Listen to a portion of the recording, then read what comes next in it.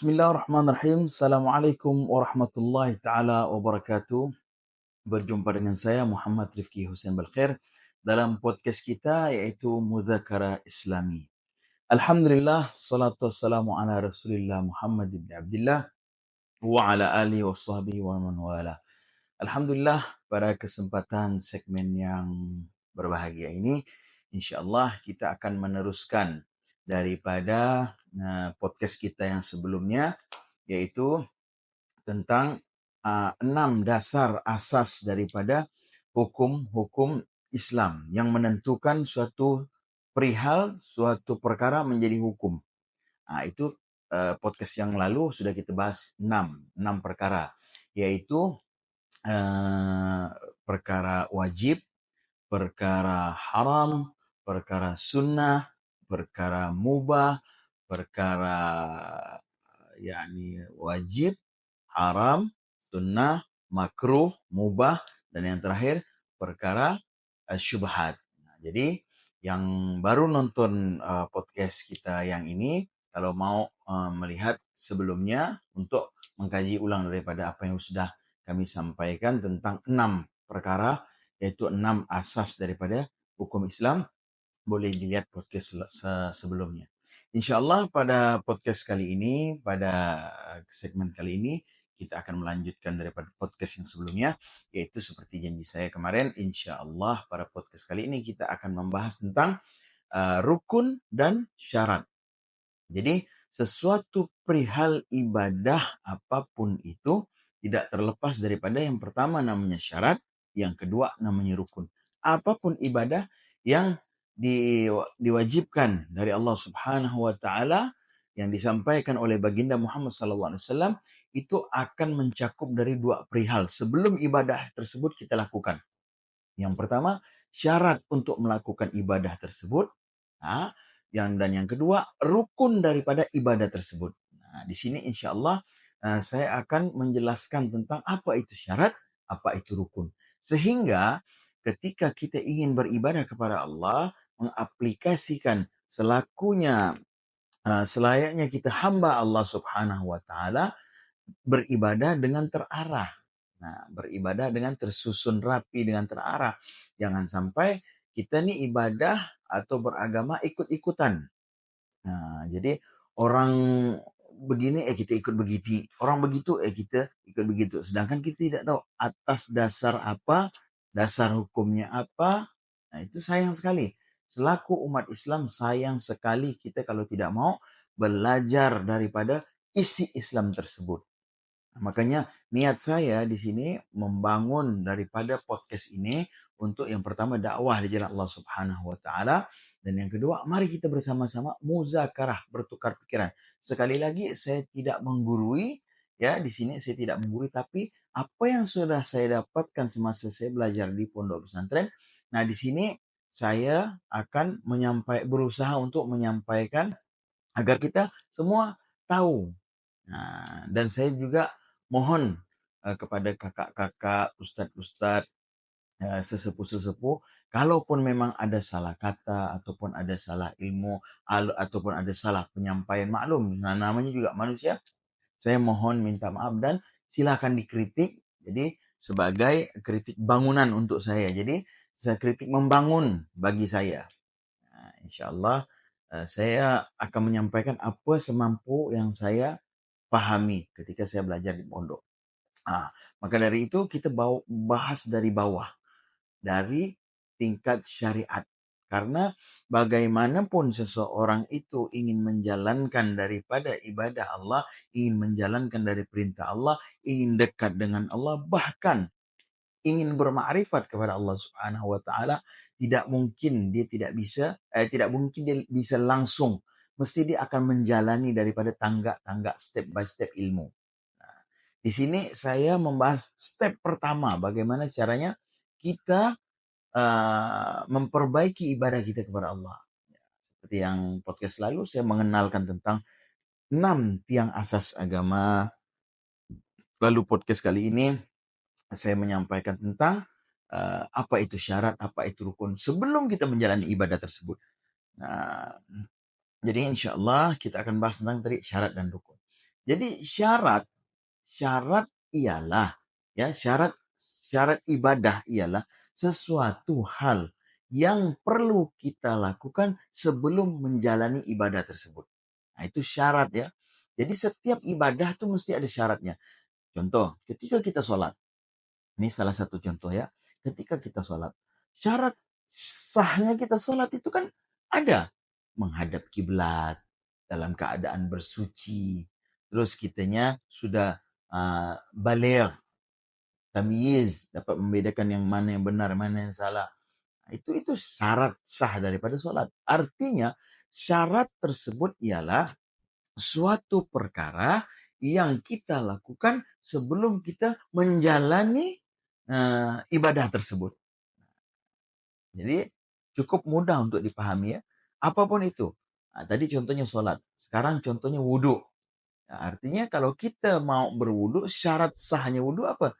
Ya harus menggunakan air suci yang mensucikan. Nah, itu syaratnya. Nah, kecuali darurat. Artinya kita tidak menemukan air, akan ada bab yang namanya tayamum. Dan ini akan kita bahas. Karena apa? Ini bagian daripada tangga ilmu yang tadi saya sampaikan. Jadi ketika seseorang ingin bermakrifat kepada Allah, artinya jangan kita asumsikan makrifat nih kemana-mana ya. Maklumlah, kalau sudah keluar bahasa makrifat nih, ya ibaratnya tasawuf lah, istilahnya tasawuf tingkat tinggi. Enggak, sebenarnya makrifat kepada Allah, simpelnya bagaimana kita hamba mempererat ikatan rohaniah kita, rohaniah dan jasmaniah kita kepada Allah Subhanahu wa taala. Itu yang namanya ma'rifat. Arti pengenalan diri kita kepada Allah dan pengenalan Allah kepada diri kita. Nah, di situ akan jatuh yang namanya ini sedikit intermezzo tentang tasawuf. Nah, itu yang namanya bahasa tasawuf ya, jauh tak berjarak, dekat tak bersentuhan, lebur di dalamnya. Itu cuma sekedar bahasa tasawuf yang insya Allah kalau kita pahami daripada segi syariat, naik ke tarekat, naik ke hakikat, insya Allah akan mendapatkan daripada ma'rifatullah. Pengenalan diri kita kepada Allah, pengenalan Allah kepada diri kita. Sehingga tidak ada jarak antara kita dengan Tuhan. Itulah yang dinamakan jauh tak berjarak, dekat tak bersentuhan. Aku di dalam rahmatnya. Cuman step by step. Dari ilmu syariat dulu, dari ilmu fikih dulu. Masuk ke tarekat, masuk ke hakikat, barulah ma'rifat. Nah, ma'rifat ni halawatul ibadah. Hasil sudah. Tapi ya insya Allah mudah-mudahan kalau kita betul-betul ingin dari hati kita untuk bagaimana dapat daripada ma'rifatullah, insya Allah Allah akan beri itu. Akan tetapi ingat, jalan ma'rifatullah paling mudah harus mahabbah, jatuh cinta kepada Rasul sallallahu alaihi wasallam. Kenapa?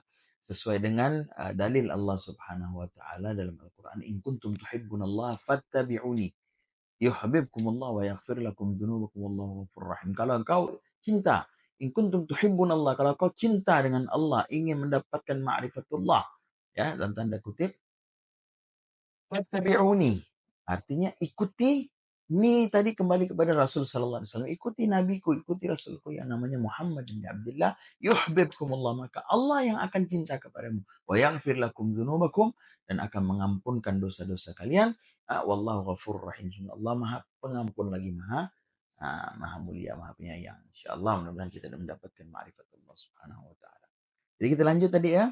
Jadi syarat ibadah ialah suatu perihal, suatu perkara yang mana kita lakukan sebelum menjalani ibadah tersebut.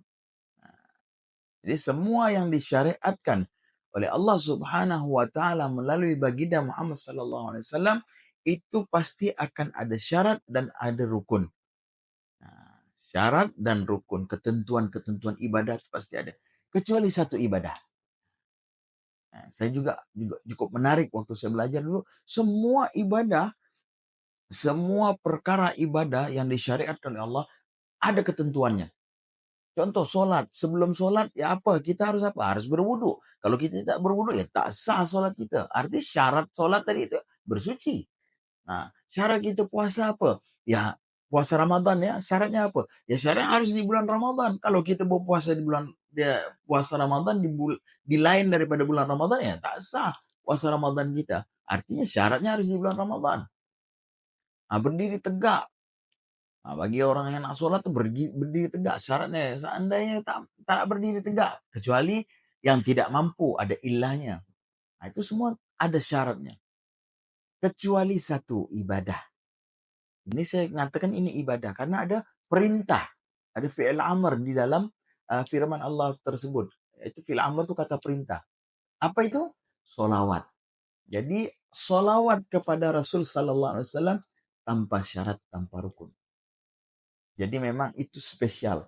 Bahkan semua ibadah yang Allah perintahkan, yang Allah syariatkan kepada kita semua, ya Allah tidak melakukannya kecuali solawat. Dalilnya innallaha wa malaikatahu yusholluna 'alan nabi ya ayyuhalladzina amanu shallu 'alaihi wasallimu taslima. Ya. Sesungguhnya Allah dan para malaikat berselawat kepada Rasul sallallahu alaihi wasallam. Ya dengan caranya Allah. Salawatnya Allah kepada baginda Muhammad sallallahu alaihi wasallam tidak seperti kita, hambanya, tidak seperti kita umatnya, beda. Yaitu salawatnya Allah kepada Muhammad bin Abdullah bentuknya rahmah. Ya. Nah, tapi Allah berselawat kepada baginda Rasul. Malaikat berselawat. Bahkan alam semesta berselawat kepada baginda Muhammad SAW. Itu perihal ibadah yang tanpa syarat dan tanpa rukun. Masya Allah subhanahu wa ta'ala. Bahkan saya pernah mendengar dari Ustadz sendiri mengatakan, ketika seseorang berselawat kepada baginda Muhammad SAW, walaupun dalam keadaan istihza. Istihza itu artinya mengolok-ngolok. Walaupun di sini kita kena di bab adab ya. Tapi kalau seandainya ada orang yang berselawat, dia mengolok-ngolok, selawatnya tetap sampai. Walaupun mengolok-ngolok, tetap sampai. Itu yang luar biasa selawat. Man shalla alaihi wahidan sallallahu alaihi asyram. Barang siapa yang selawat kepadaku 1 kali, maka Allah akan berselawat kepadanya 10 kali. Artinya Allah mencucurkan daripada rahmat salawat tersebut kepada orang yang berselawat kepada baginda Muhammad sebanyak 10 kali. Masya Allah, tabarakallah. Allahumma salli ala sayyidina Muhammad. Oke, tadi kita kembali lagi. Saya kira apa yang sudah saya jelaskan tentang syarat itu ya cukup dimengerti. Artinya sekali lagi saya tegaskan, definisi syarat ibadah ialah sesuatu hal yang kita lakukan sebelum kita menjalani ibadah tersebut. Itu syarat. Nah, yang kedua, setiap ibadah mengenal yang namanya rukun. Apa itu rukun? Rukun ialah suatu hal yang wajib kita lakukan di dalam ibadah tersebut. Ingat ya, syarat di luar ibadah. Jadi sebelum kita melakukan ibadah, kita harus memenuhi dulu syarat-syaratnya. Satu syarat tak terpenuhi, jangankan rukun. Ibadah tersebutnya tidak akan bisa sempurna, bahkan batal. Nah, maka sempurnakan dulu syaratnya. Udah selesai syaratnya sempurna, baru kita masuk ke rukun. Apa itu rukun? Ya tadi, rukun ialah suatu hal perkara yang mana isinya itu wajib semua di dalam ibadah tersebut. Nah, contoh umpama kata wudhu atau sholat yang sering kita lakukan sholat. Jadi sholat itu ada rukunnya. Berapa rukun sholat? Ada 13. Nah, nanti insya Allah satu-satu akan kita bahas. Tapi kita bahas ini dulu, fokus ke syarat dan rukun. Nah, artinya rukun itu ada 13. Rukun sholat ada 13. Jadi perbuatan yang wajib di dalam sholat itu ada 13. Satu kita tinggal, batal sholat kita. Salah satunya, ya niat. Niat itu termasuk rukun. Takbiratul ihram. Jadi kalau kita tidak takbiratul ihram, istilahnya kita usalli, contoh kita niat usalli fardal maghribi sasar mustaqbil qiblatillah taala.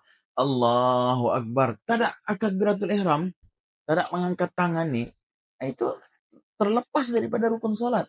Nah, lain kalau kita begini, ini sedekap bukan takbiratul ihram. Jadi Allahu akbar, ini yang takbiratul ihram. Sedangkan ini udah perbuatan sunnah. Jadi kalau mau sedekap silakan, tidak mau sedekap pun tidak jadi masalah. Karena itu beda mazhab, beda pembahasan. Nah, kita fokus daripada rukun tadi. Terus rukun selanjutnya di dalam sholat membaca Al-Fatihah. Nah, artinya apabila seseorang tidak membaca Al-Fatihah di dalam solatnya, maka tidak sah solatnya, walaupun rukun yang lain dilakukan. Nah, itu rukun itu. Satu lepas, semua gagal. Bahkan hadis Rasul sallallahu alaihi wasallam mengatakan, la salata liman lam yaqra bi Fatihatil Kitab. Tidak sah solat seseorang apabila dia tidak membaca surat Al-Fatihah. Bahkan ikhtilaf yang lain mengatakan tidak sekedar tidak membaca. Rusak dalam bacaan Al-Quran artinya tidak fasih atau merubah daripada makna isi Al-Fatihah, itu juga dapat membatalkan solat. Karena apa? Melepaskan daripada rukun solat tersebut. Jadi itu ya, syarat perbuatan yang harus kita penuhi sebelum kita menjalani daripada ibadah. Sedangkan rukun sesuatu perkara, suatu hal yang mana harus kita penuhi di dalam ibadah tersebut. Nah, itu rukun itu wajib bah. Contoh, tadi sholat, sekarang wudhu. Nah, syarat wudhu kan tadi saya bilang kan, ada air, suci dan mensucikan, ya kan? Terus membasuh, membasuh anggota tubuh, masuk ke rukun nih. Rukun daripada wudhu, ini kan perlu kita pahami. Walaupun nanti babnya akan ada, babnya akan selanjutnya kita akan membahas tentang air, tentang najis, tentang wudhu, tentang tayamum. Tapi sini saya intermezzo dulu. Rukun wudhu tuh itu cuma empat anggota tubuh saja. Artinya yang wajib kita basuh di dalam wudhu tadi ini, yang harus kita basahi di dalam kita berwudhu itu cuma 4 anggota. Selebihnya itu sunnah. Dan itu harus kita pahami. Jadi kita harus pahami suatu ibadah itu mana rukunnya, mana sunnahnya. Harus dipahami. Bahkan di dalam rukun 13, dalam rukun sholat, itu harus salah satu rukunnya harus dapat mengetahui yang mana perbuatan rukun dan yang mana perbuatan sunnah. Nah, kalau seandainya kita tidak mengetahui itu, ya hati-hati sholat kita bisa-bisa tidak sah. Nah, jadi rukun wudhu, contohnya rukun wudhu tadi 4. Nah, sesuai dengan dalil. Allah subhanahu wa ta'ala berfirman, Allahumma salli ala sayyidina Muhammad. Dalilnya, idza kumtum ila shalah faghsilu wujuhakum wa aydiyakum ilal marafiq wamsahu bi ru'usikum wa arjulukum ilal ka'bain. Nah, itu 4 dia tuh. Idza kumtum ila shalah, apabila engkau ingin menjalankan salat, menuju daripada salat, faghsilu wujuhakum, basahi. Faghsilu itu basuh wajah kalian. Nah, faghsilu wujuhakum wa aydiyakum, dan tangan kalian ilal marafiq, sampai ke siku-siku. Wamsahu bi ru'usikum, basahkan ubun-ubun kalian. Usap. Jadi waghsilu dengan wamsahu beda. Waghsilu itu membasuh, wamsahu itu mengusap. Jadi mengusap dengan air.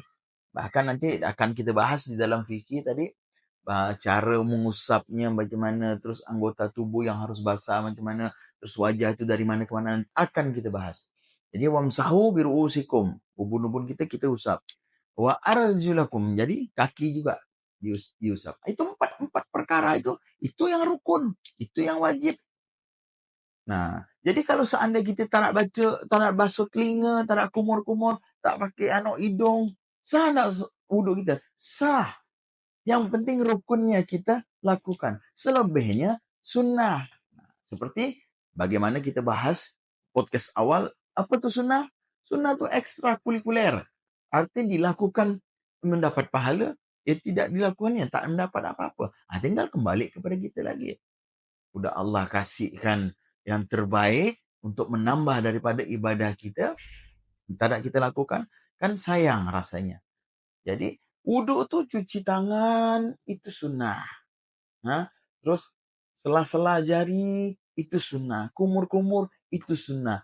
Membasuh hidung itu sunnah. Membasuh telinga itu sunnah. Membasuh tengkuk itu sunnah. Membasuh sela-sela jari kaki itu sunnah. Yang wajib hanya 4. Yang rukun hanya 4.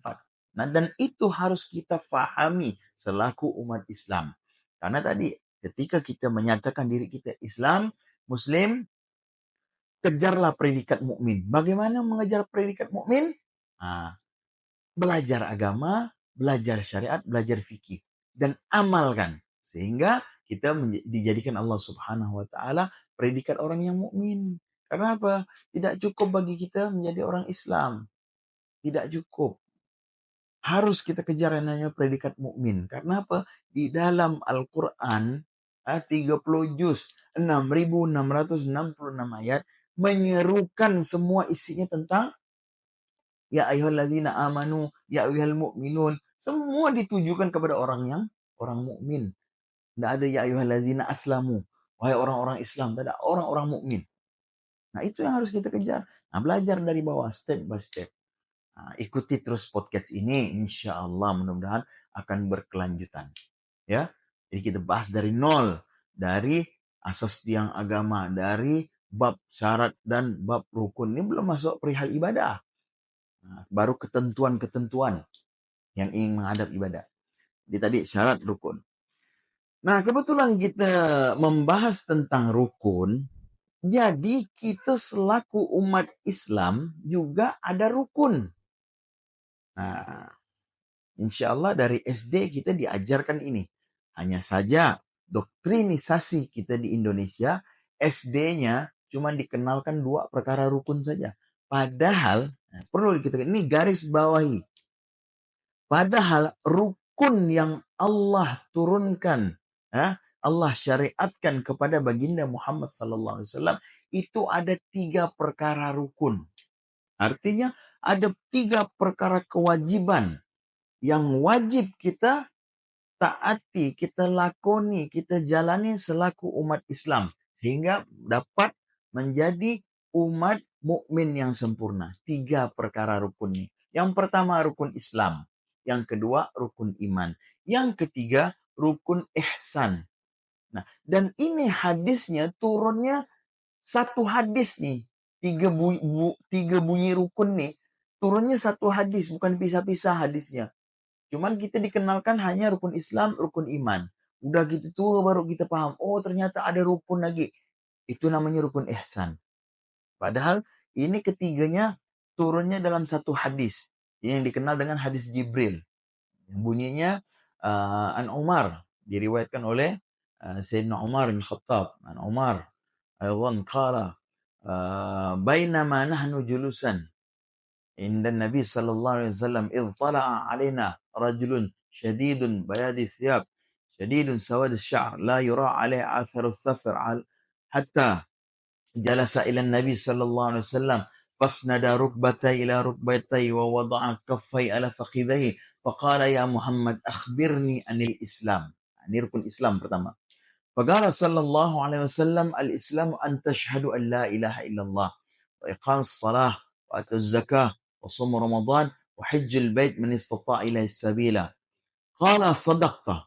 قال فعجبنا له يسأله ويصدقه. فقال أخبرني عن الإيمان. فقال صلى الله عليه وسلم الإيمان أن تؤمن بالله وملائكته وكتبه ورسله وباليوم الآخر وبالقدر وخيره وشره من الله تعالى. قال صدقت. قال فأخبرني عن الإحسان. وقال صلى الله عليه وسلم الإحسان أن تعبد الله كأنك تراه فإن لم تكن تراه فإنه يراك أو كما قال Rasul sallallahu alaihi wasallam, yang artinya bainama nahnu julusan inda Nabi sallallahu alaihi wasallam, ketika semua sahabat nih, sebagian sahabat tadi ini sahabat-sahabat Rasul duduk bersama Rasul sallallahu alaihi wasallam, ya lagi muzakarah. Nah, itu dinamakan muzakarah kalau duduk bersama sahabat ngomong masalah iman, ngomong masalah Islam, itu namanya muzakarah.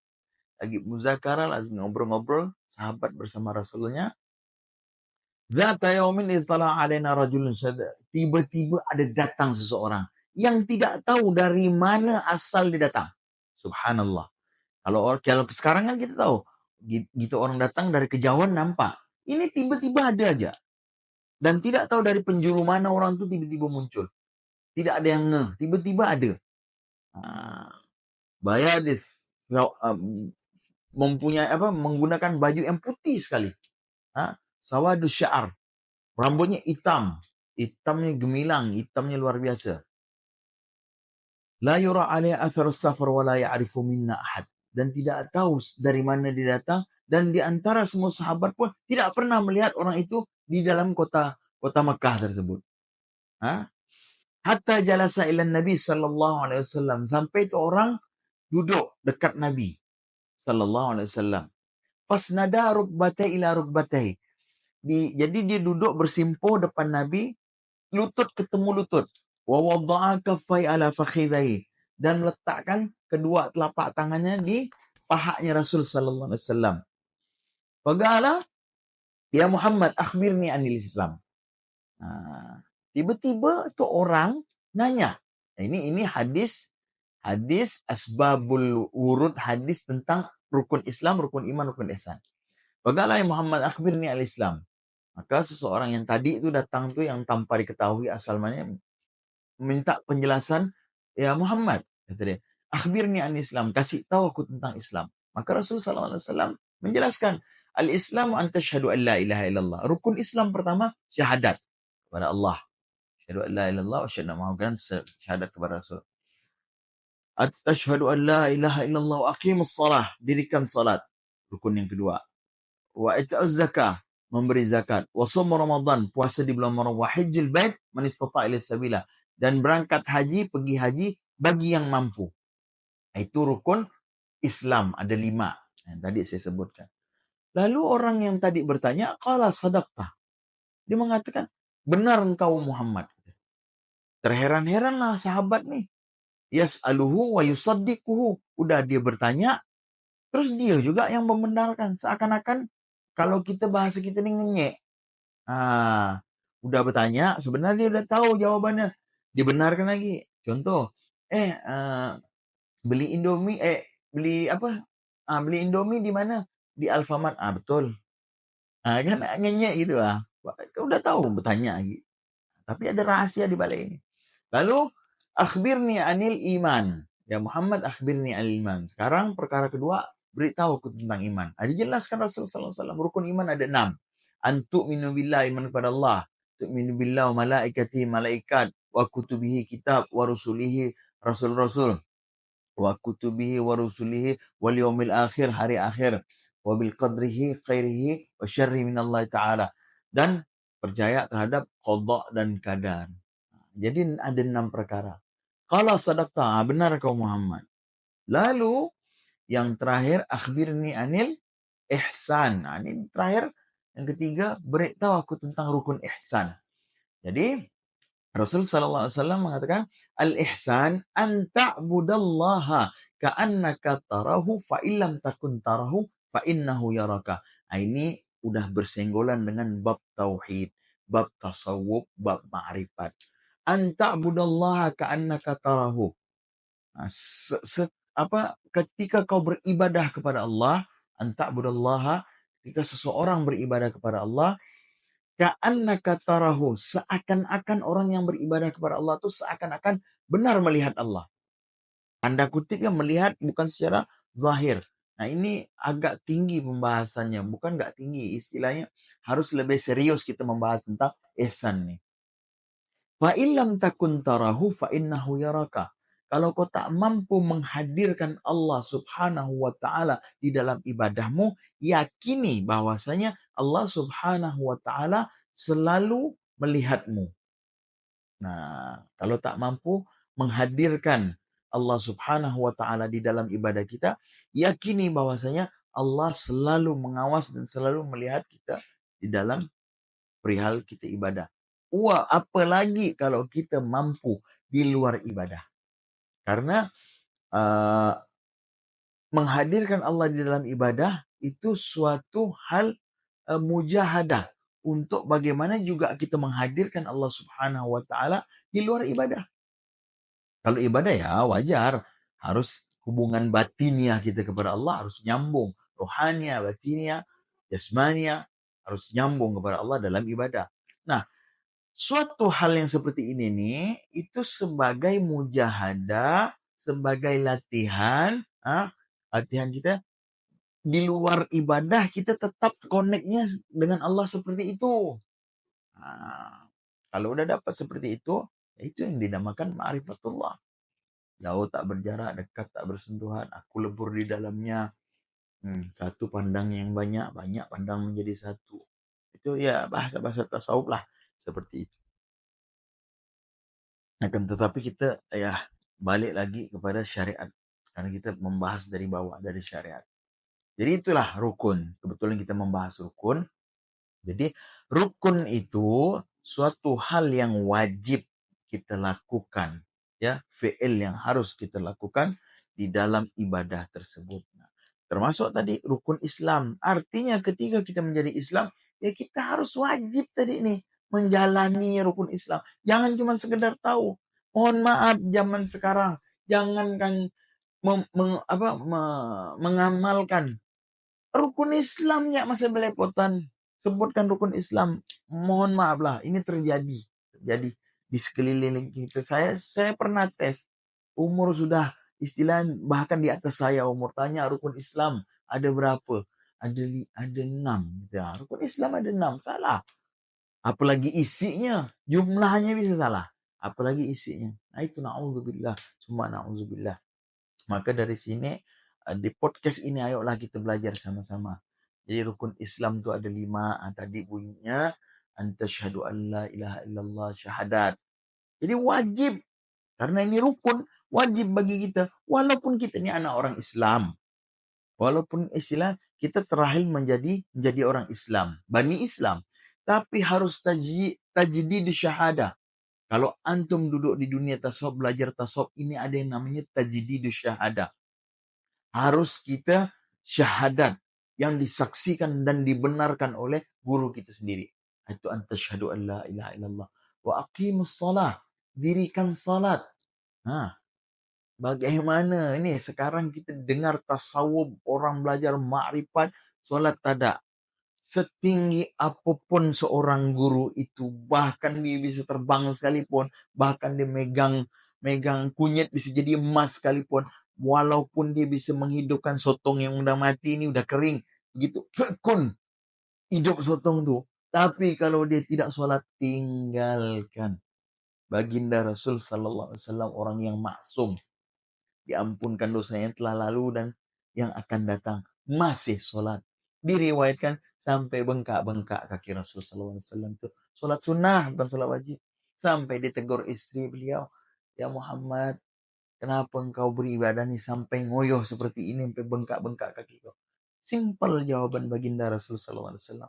Afala akunu abdan syakura. Apakah aku tak boleh menjadi hamba yang bersyukur? Karena aku sudah dijadikan orang yang spesial seperti ini. Masih bersyukur. Nah, itu hati-hati ya. Jadi, sebesar apapun imamah seseorang, besar ban mobil ke, jenggotnya sampai jejak ke tanah ke, tasbihnya sampai ribuan meter ke, kalau dia tidak mengajarkan sholat, tidak memerintahkan sholat, bahkan tidak mewajibkan sholat, tinggalkan. Karena apa? Fir'aun itu lebih jago dari mereka-mereka ini. Tapi Fir'aun ditenggelamkan dan dimasukkan Allah Subhanahu wa taala ke neraka. Nah, seperti itu. Jadi sakti-sakti itu tuh bukan itu yang kita kejar. Tapi bagaimana kita kejar ridhonya Allah Subhanahu wa taala? Caranya dengan menjalankan perintahnya. Jadi salat, wa aqimus shalah, wa ita'uz zakah. Yang ketiga, memberi zakat. Artinya mengeluarkan zakat. Nah, nanti bab zakat akan juga kita bahas. Jadi bab zakat nih orang-orang khusus, artinya orang-orang khusus, orang yang memang sudah sampai nisabnya untuk mengeluarkan zakat, maka wajib bagi mereka untuk mengeluarkan zakat. Tapi kalau belum sampai nisabnya, hitungannya untuk mengeluarkan zakat, tidak wajib mengeluarkan zakat. Nanti akan kita bahas bagaimana menghitung nisab daripada zakat. Bagaimana seseorang itu diwajibkan untuk mengeluarkan zakat atau yang belum diwajibkan. Ada hitungannya. Lalu zakat wa shaum Ramadan. Nah, lalu wa shaum Ramadan yang keempat, puasa di bulan Ramadan. Ini wajib bagi kita selaku umat Islam. Selaku umat Islam untuk menjadi orang mukmin, jalani tadi semua. Ya. Jadi puasa 30 hari di bulan Ramadan. Pun kalau kita ingin mendalami puasa tersebut, bukan sekedar hanya menahan hawa lapar, hawa haus, artinya menunda makan. Bukan begitu. Kalau kita mau makna yang sesungguhnya, Nanti akan kita bahas apa itu makna Ramadan. Insya Allah satu persatu kita bahas. Sehingga kita mendapatkan nilai ibadah tersebut dan dapat menikmati ibadah tersebut. Karena apa? Ketika seseorang beribadah kepada Allah, terarah, terus faham, ngerti isinya, tahu syaratnya, tahu rukunnya, tahu tujuannya, indah semua ibadah itu, tidak ada yang tidak indah. Indah.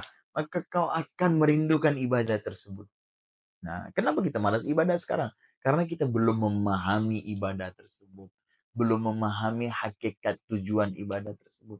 Sehingga kelas-kelas kita ya cuman menjalankan perintah, ya selaku umat Islam, syariat, kalau enggak berdosa.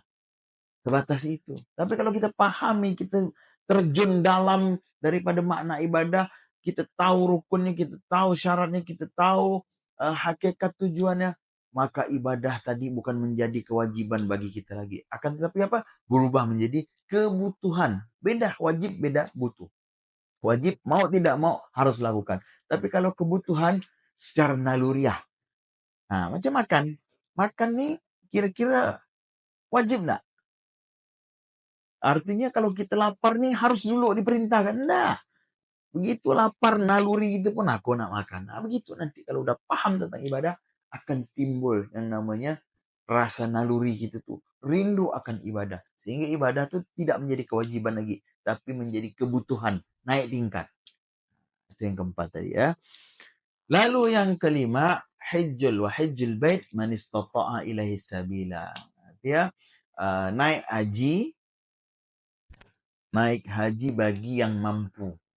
Nah, artinya di sini juga ada tanda kutip kriteria seseorang muslim yang wajib naik haji itu wajibnya bagi orang yang mampu. Mampunya dalam artian dari segi materi, dari segi zahir, dari segi batin. Semuanya harus mampu. Jangan sampai, nah ini mohon maaf. Tapi kalau yang tak sependapat dengan saya, tak jadi masalah. Cuman saya ini di sini mengomentari untuk pribadi saya sendirilah. Sekarang ada model haji yang kredit didulukan gitu. Kalau dapat nih, saya tidak mengatakan itu tidak boleh ataupun haram, tidak. Kalau dapat hindarilah, hindari. Kenapa kita memaksakan kehendak? Kalau dapat tuh betul-betul mampu dari segi zahir, segi batin. Insya Allah Allah mudahkan semua. Jangan sampai kita ikut-ikutan yang tadi haji berangkat dulu nanti baru akhirnya keteteran. Akhirnya ibadah pun susah untuk dapatkan ikhlasnya. Ini menurut saya kalau mau sepaham boleh, enggak sepaham tidak jadi masalah. Karena ulama banyak di luar sana yang berfatwa, yang ikhtilaf. Tapi kalau hati saya mengatakan kalau haji tunggu mampu zahir, tunggu mampu batin, keseluruhan mampu.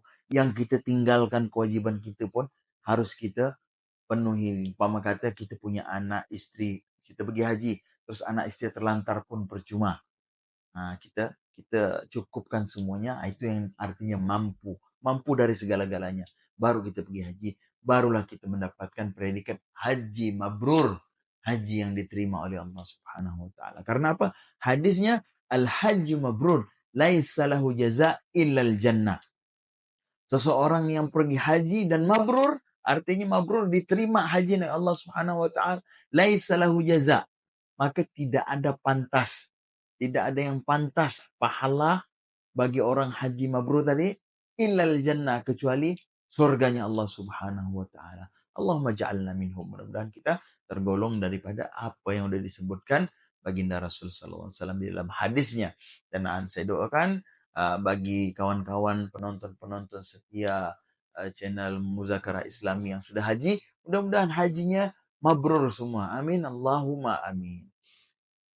Jadi cukup sekian dulu. Nah, jadi kita sedikit-sedikit aja biar setiap bab kita paham, setiap segmen kita paham.